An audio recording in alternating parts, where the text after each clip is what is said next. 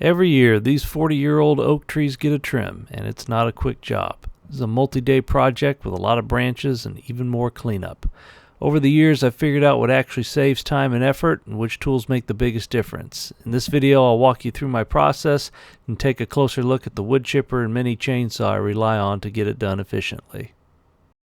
Hey guys, welcome to another episode of Redneck Lights. Today I'm working on tree trimming. I've got a ton of trees on my property. Most of them are like 30, 40-year-old oak trees. They get really big. And over the years, I've been trying to raise the canopy up so more sunlight gets underneath them. The other thing is I got to trim the trees because they were really planted too close to the house and branches keep growing into it. I've even had a little bit of damage to one of my dormers from a branch hitting it. I have to do this pretty much every year, so I've gotten some tools to help me out, figured out kind of the best way to approach things. So I'll show you what I got, what might be worth it to you if you've got to do lots of tree trimming, or even if you just need to trim one or two branches every once in a while, and the best way to approach everything. So let's get started. So at this point, I've pretty much done all of the trimming of the trees themselves. What I can tell you is if you've got a lot of tall trees, you can use a manual pole saw is actually going to be the easiest. Even though it's manual and it still takes quite a bit of effort, it is easier to lift up there, but I would definitely recommend a pole saw if you've got to get stuff real high. If your trees aren't that tall, or if you can use a ladder to get to the branches you want to cut, it is much easier to use a handheld chainsaw. So my neighbor actually recommended this to me. I've had a reciprocating saw that I've used with pruning blades that have worked well over the years, but this works way better. It'll cut through thick branches easily. And I mean, this is a 6-inch bar. You could probably cut through a 6-inch branch. They make one with an 8-inch bar as well, and it will go through really, really thick branches, and you could cut down whole trees with this thing. I've been very impressed by it. This can cut down branches, and will also be a key tool for processing the branches, because it's easy to cut the branches down, but what gets you is dealing with the brush afterwards. For my brush, I got a chipper shredder from Harbor Freight. I think I got it on sale, but it's been doing really good. I mean, of course, it's a small shredder. It's not going to eat entire tree branches. You do have to cut them down in order to use it, but it has been doing the job and running really well. And once you have a bunch of wood chips, you'll need something to carry it, and it's always easier to have a dump trailer attached to your riding mower. So depending on how big of branches you're cutting off, like I cut a real big one off of this tree, when it comes down, you're going to have a big thick log. That one you can deal with a chainsaw, though honestly, this log I was able to cut with that little saw. These are 4-inch logs right here, and I mean, that thing went through them no problem. You will chew through battery pretty quick, but totally doable. Cut those into firewood sized logs. About 12 to 18 inches long is the standard firewood size. And like I said, you stack those up, you have some firewood. The next thing you'll have is some of these branches that are a little bit thinner. You can keep sectioning off pieces of firewood pretty much all the way down to 3 or 2 inches. Once you get down to kind of the little stick level, the usefulness of the firewood is questionable. It almost becomes more like kindling, and it's just a lot to deal with. Once you get the branches down to a manageable size where you can move them around and they're not too heavy, you really have two choices. If you've just got a few branches like this little stack right here, you could pile that up and then burn it. Your second option is to run them through the chipper shredder. Now, the Harbor Freight version of this, it's got a hopper where you can put in little sticks and things. It works okay. What really works though is the large branch intake. Now, it says up to 3 inches in diameter, but that is a load of baloney. A lot of other reviewers on YouTube say the same thing. One thing I did to help myself out is I marked out 3 inches on the rim here. A branch this big is going to immediately stall the engine. There's no way you're fitting a branch that big. You want to keep it under 2 inches, really. And the smaller you get it, the better. 1 inch, it'll suck it in and you won't have a problem. 2 inches, you kind of have to help it by not letting it suck in the branch too fast so it doesn't stall the engine.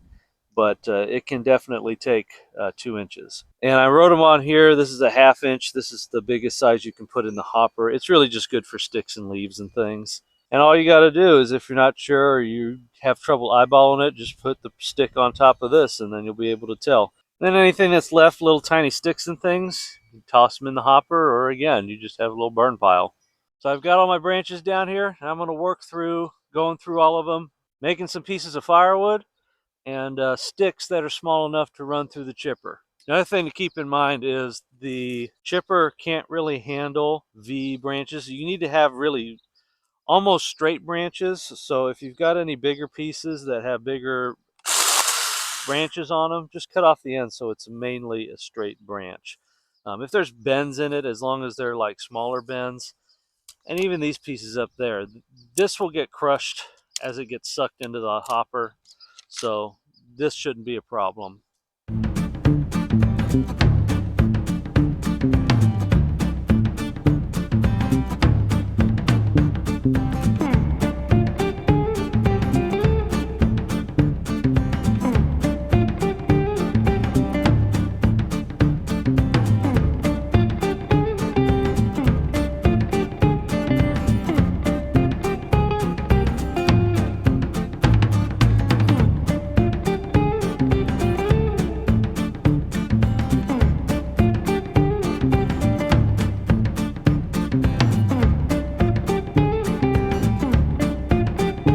Alright, so once you've processed most of your branches and things, like I said, you can burn it if you don't have much and you've got space, or you can use a chipper. So all the discharge is going to come out here, and you want to put this bag on because it's going to shoot debris everywhere. One thing to keep in mind, it's very violent. It'll suck branches in, and you've just got to really pay attention. You don't have to be scared of it, but it's more of like respect it. Wear safety glasses. Beyond that, it's really easy to use. So we're going to get it started. Hit the choke. I was using it earlier, so it shouldn't be too hard to start, but put the throttle about 1/3 of the way.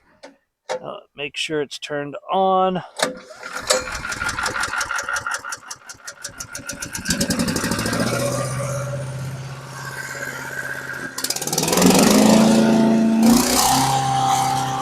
Take your branch. You want to grab it in such a way where if it rips, it doesn't pull your hand too. So just be conscious of that.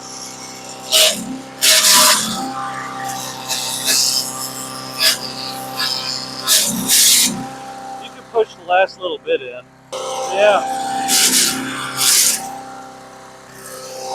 This one I kind of missed. I'm going to make it where it's straight. Also, if you've got a 2-inch branch, feed it slowly. Feed it and then pull it out like this.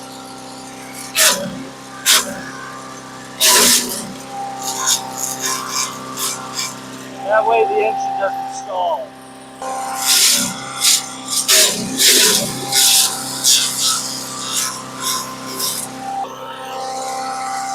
It's another big one.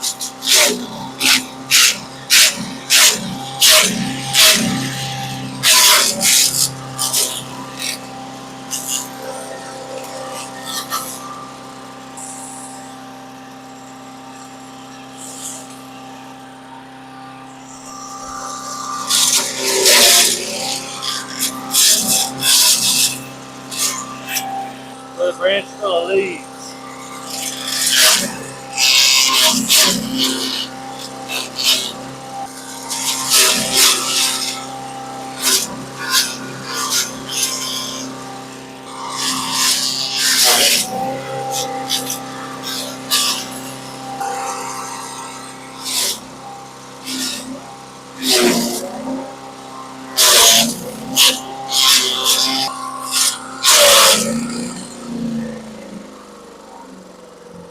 Well, something got stuck in there.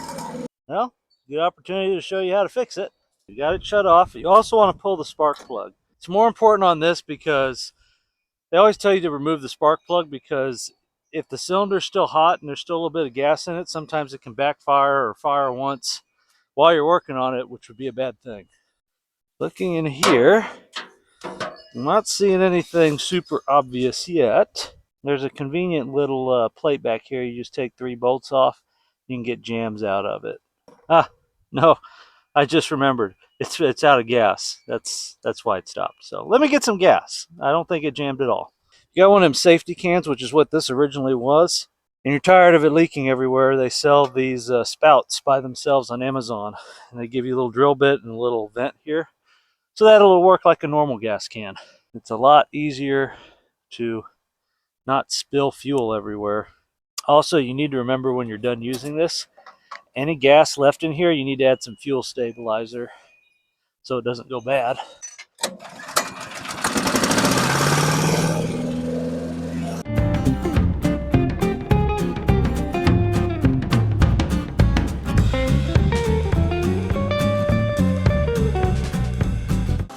Once you start seeing stuff flowing out with the bag, it's time to empty it. Got a full bag now, and I'm going to empty it into my dump cart. It is pretty heavy, and yes, I have tried to think of a way to make that shoot directly into the dump trailer. So you'll see it makes pretty good wood chips.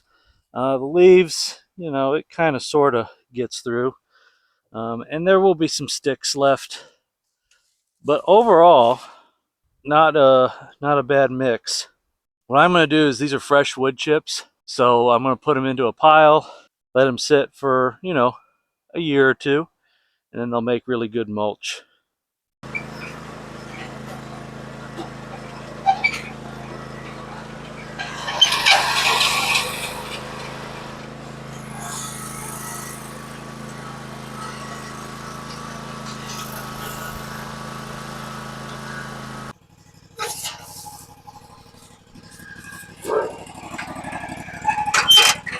Dump trailers are great. Also, snow shovels are great for this when you're not using it for snow. Once you have your firewood, you can stack it in your dump trailer. I'm going to take it to a firewood rack, and a year or two from now, it'll be great firewood. Just needs some time to season. That's pretty much it. Showed you my handheld chainsaw, my wood chipper. Not really a lot to show. It's just a lot of work. I've been at it for 2 days, and I've still got 2 or 3 days left between cutting up all this firewood, moving it where it needs to be. I still have a lot of brush to go through. For me, it's a huge project because, like I said, I've got like 10 huge 20, 30, even 40-year-old trees. They all need trimming almost every year. But I hope you enjoyed. If you'd like to support me, check out the affiliate links in the video description. Like, subscribe. I hope you enjoyed. See you next time.